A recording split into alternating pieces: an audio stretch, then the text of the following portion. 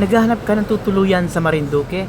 Dito na yan sa Casa de Aplaya sa Masiga, Gasan, Marinduque. Samahan nyo kami guys, let's explore Marinduque. We are here in Marinduque. So dito kami sa Marinduque guys, sa Masiga, Gasan, Marinduque. Tingnan naman ang sunset dito sa likod natin guys. Napakaganda ng sunset.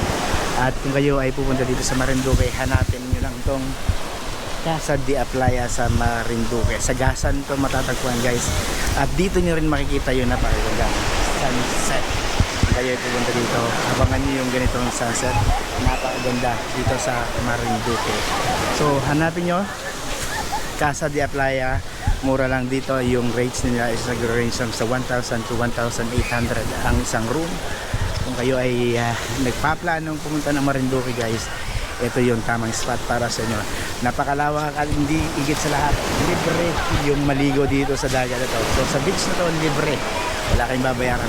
Ang kailangan nyo lang gawin is dun, mag-book lang kayo ng mga hotel or ng mga resort dito.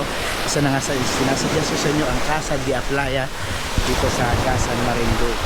Yan guys, kayo ay nagbabalak, go nyo na yan.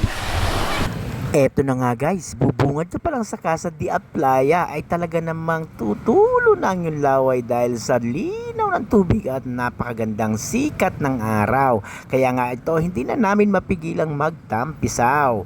Tara, samahan nyo ako, explore muna natin ang Balanakan. Kaibigan! Salamat! Napadaan ka sa vlog ko. Tara na! Huwag ka na!